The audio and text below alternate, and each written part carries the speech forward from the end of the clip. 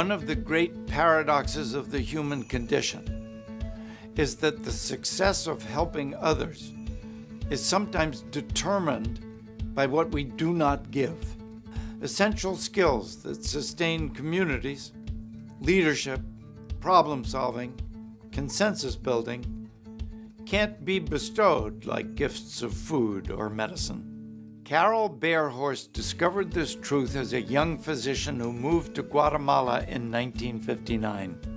We take you there now so you can see for yourself the incredible impact his nonprofit organization ALDEA has had by trusting Guatemalans to solve their own problems.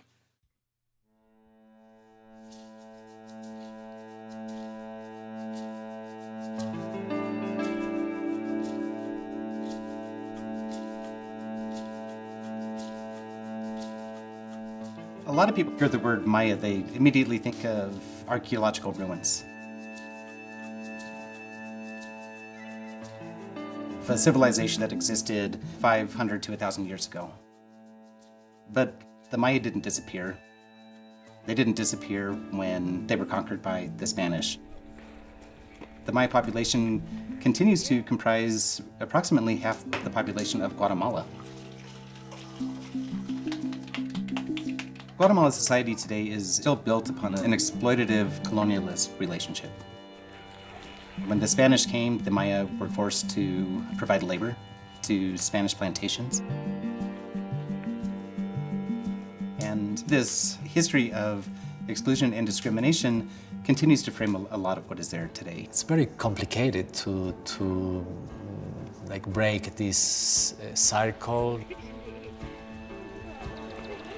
In the communities where we work, we have 100% of the population living in poverty, about 60% living in extreme poverty. Extreme poverty in Guatemala means to live with less than $1 a day.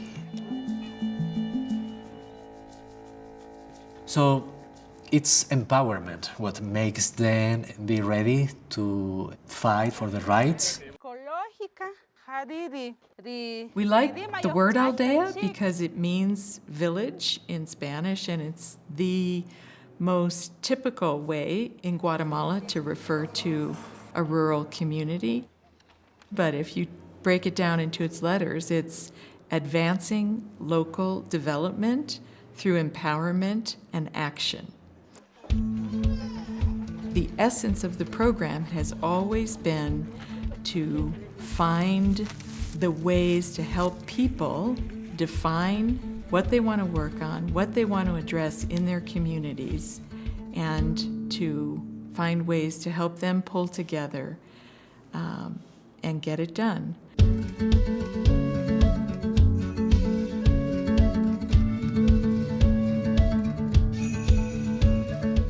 My grandfather, Dr. Carol Bearhorst, founded the organization in 1967. My grandfather came to Guatemala in 1959 as a Lutheran medical missionary. What he saw through his travels was that in rural areas and predominantly indigenous areas, there were basically no medical services being offered. ¿Cómo está su estómago ahora? By 1962, he had gone to Chimaltenango with the intent of trying to establish some type of clinic. Chimaltenango at that time was predominantly Cachical Maya. I remember the first time I walked into Doc Bearhorst's office in Chimaltenango. He had a handwritten saying on a piece of paper in a frame propped up on the back of his desk. And it's from Lao Tzu, and it said, "Go to the people, live with the people, learn from the people, love them. Start with what they know, build with what they have. At the end of the day, they will say, we did it ourselves." Doc reminded me a little bit of a Santa Claus. He was short stature, a little bit round. He had white hair. He was just so gentle, and he was so approachable. He developed very profound relationships with the Cachiquel. Doc really respected their values and their beliefs, their focus on family, on land. They're concerned with today. I mean, the experience in today, enjoying today, and sure not concerned about what happened yesterday. And also they're not sure worried about what's going to happen tomorrow. Out of that respect, I think he learned so much about their possibilities to begin to solve their own problems, despite the fact that they lived, in some ways, in such an impoverished setting. My grandfather opened his clinic in 1962 in Chimaltenango, and they were seeing an average of 125 patients a day. It wasn't long before he realized that people were also starting to return with the same illnesses. He recognized that, no matter how many times you cure somebody, if they are going back to the same living conditions, they're going to be exposed to the same risks and potentially come down with the same illnesses that they had before. Curing diseases wasn't really meeting the total challenge, because it's health and sense of well-being affecting their whole being. And you had to think about many other things that affected their life, like nutrition and food and sanitation, making more resources available, improving their agriculture.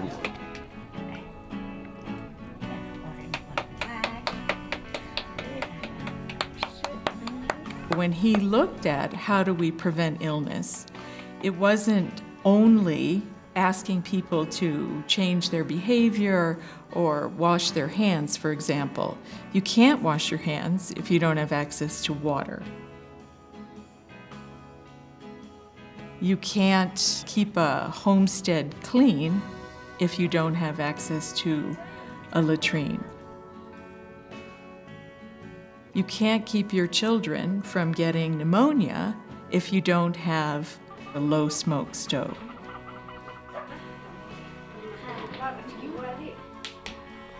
Ten years ago, ALDEA helped form a local Guatemalan organization, ABPD, with the idea that we would be sister organizations. Una consulta.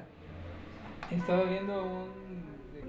The staff of ABPD are all caciquel. They've grown up in the culture.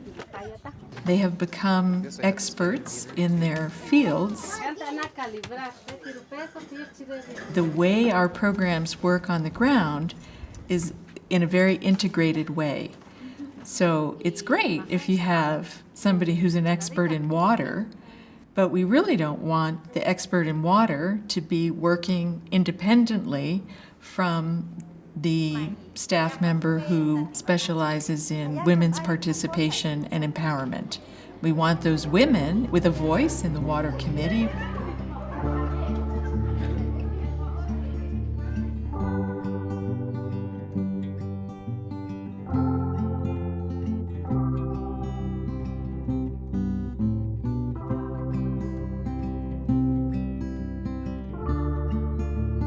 Vamos a la comunidad de Cho Antonio. Básicamente partimos de las necesidades que existen en la comunidad. Chronic malnutrition is another issue. We have communities with 95% of children suffering from chronic malnutrition. Chronic malnutrition is a very complex problem. It's not just a lack of food. We have found that education is a big issue. People think that giving only corn and beans to their children is something good. It's a lack of hygiene and sanitation conditions. People don't have a latrine, people don't have a drainage system, people don't have access to drinking water. They drink water from any pond that they find with contaminated water. Esta es una letrina que está hecha por la familia y que no reúne las condiciones adecuadas para ser considerada como una letrina formal. También podemos observar la caída o el recorrido del agua. Son aguas grises. Las familias lavan la ropa o también los utensilios de cocina en el patio. Los niños, ellos juegan en cualquier parte de la casa y en ocasiones llegan a estos lugares donde se ponen en contacto directo con las aguas grises. Al momento de tocar toda la superficie y estas aguas, ellos a veces sin lavarse las manos se llevan la comida a la boca, provocando así problemas gastrointestinales. Entonces eso provoca que los niños bajen o disminuyan de peso.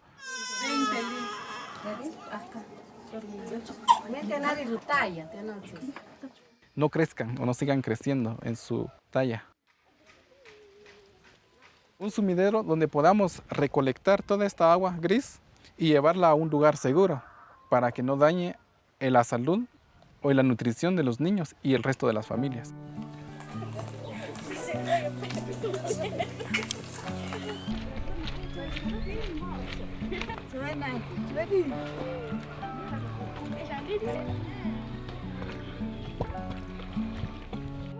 A veces pensamos que no está, digamos, el 100% para tomarlo, pero solo ese medio hay para tomar el agua, entonces lo que hacemos nosotros es servirlo. Y cargamos a 10 a 15 veces para que podamos tener bastante agua.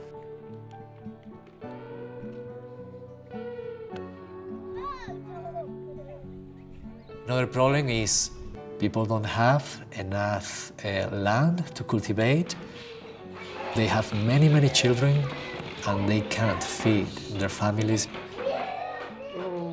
So family planning is another issue that you must work on. Si vini en resh kek azul cherir palach shabachka shashen kayar color ha irish nichar achke chibachirish rikot kikoten y achke chibachirish diyohbuson ha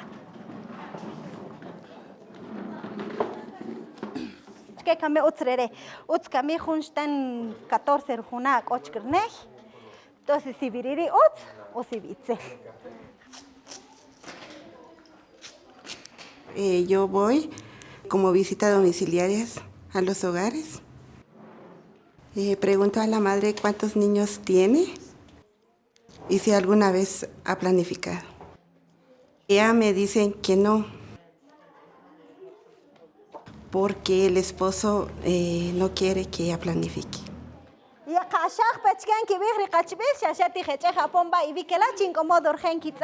Le brindo plan educacional sobre los métodos de planificación familiar, así como los derechos que ella tiene, que puede elegir un método, y que salud es un derecho de la mujer también, no solo es de un hombre. De que la pareja y el porque la gente capaz que tiene chic y la kami hago así que la estaría y porque de tiempo kami más fácil se quizás un aplauso y Camila Cachajarte.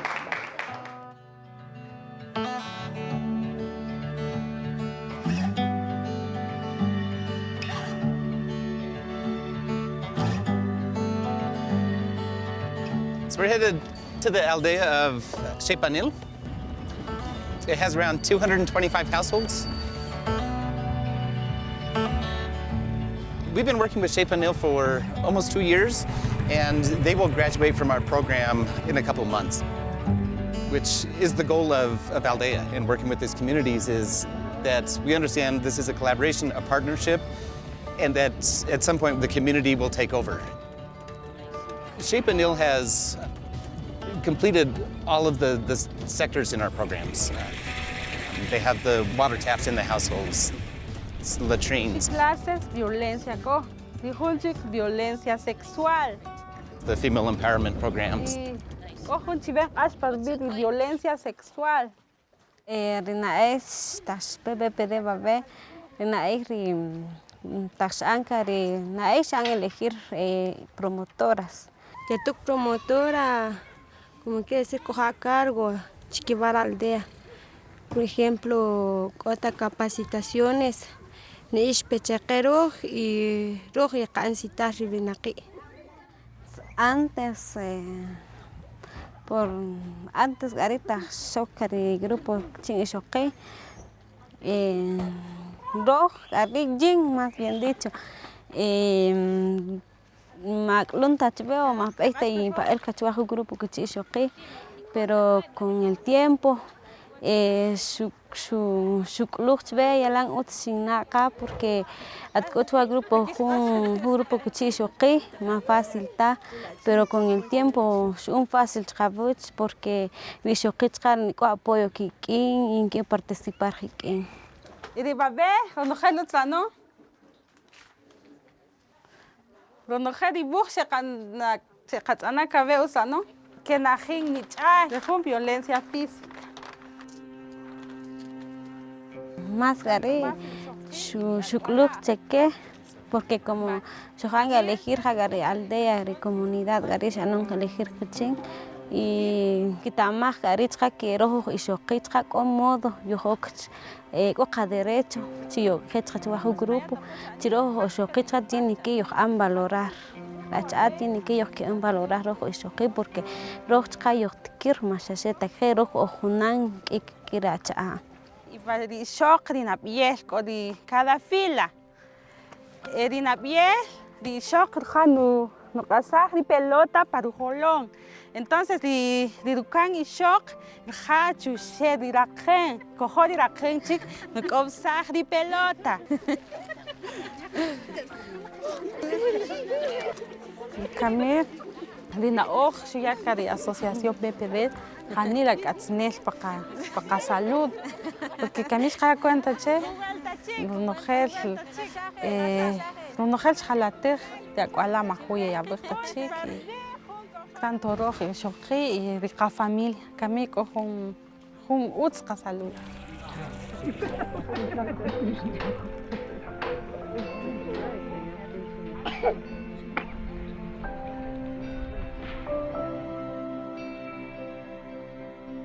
Siempre, ¿verdad? Monitoreamos mensualmente el crecimiento y el peso de los niños.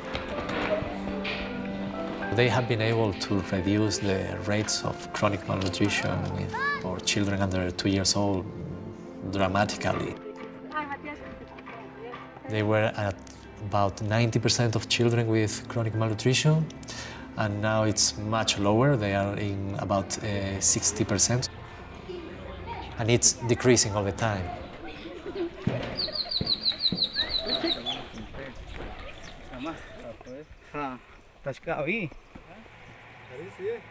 Este lugar es muy especial porque aquí está el tanque de distribución para la comunidad de Chepanil.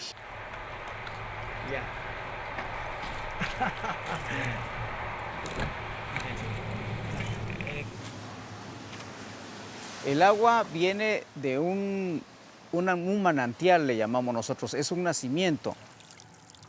Es un agua pura, es cristalina, de montaña.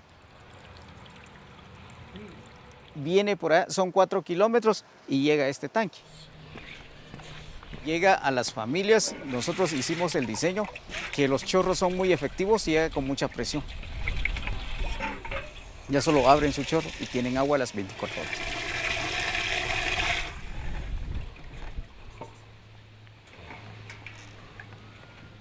A mucha gente que nunca se imaginó tener el vital líquido que es el agua en el patio de su casa. La gente, los vecinos hasta a veces lloran al ver ese beneficio y es de agradecerle a BPD.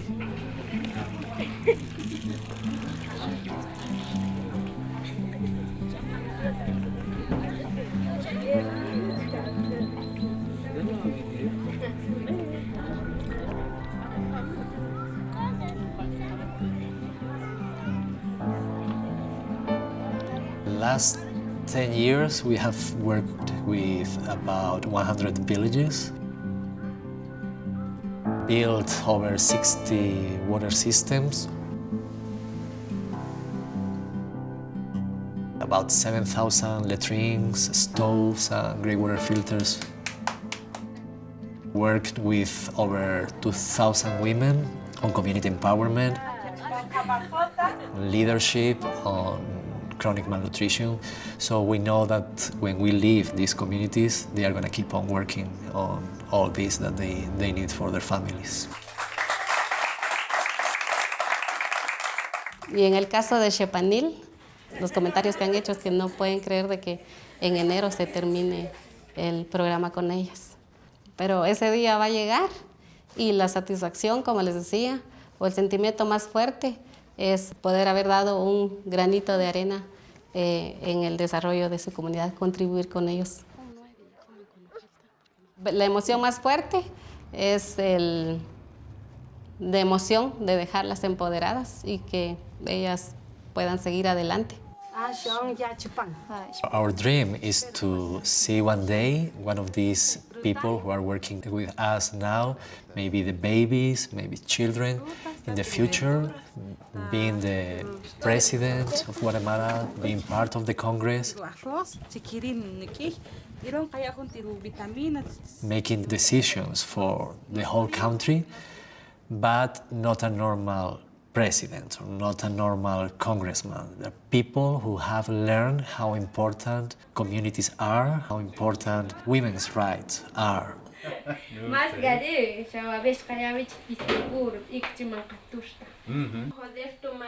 I think things have changed enormously. I think Indigenous people are finding a stronger voice.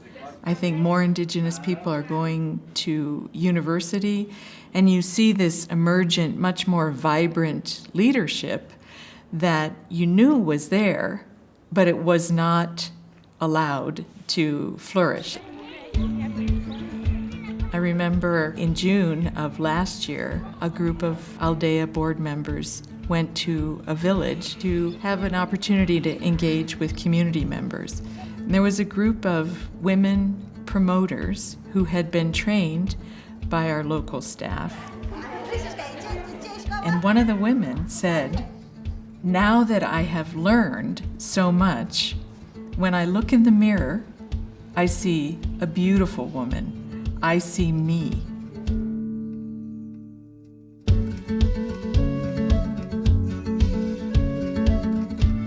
It's so powerful, right? Because here's a woman who felt obviously rather invisible, silent, and now she's feeling her strength. And I just thought, yes, that's what it's all about, is helping people find that voice and feel empowered, that they control their own future in so many ways.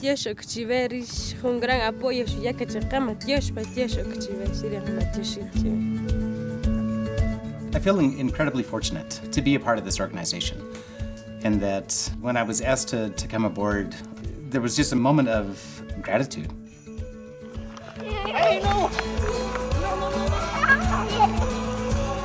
To be given the chance to continue working with the organization that my grandfather founded, that continues to work under his philosophy and the principles that he established with that. As I think ahead to what might the next 50 years look like, I hearken back to one of Doc's favorite sayings, which was, "There's a lot to do. Let's get going."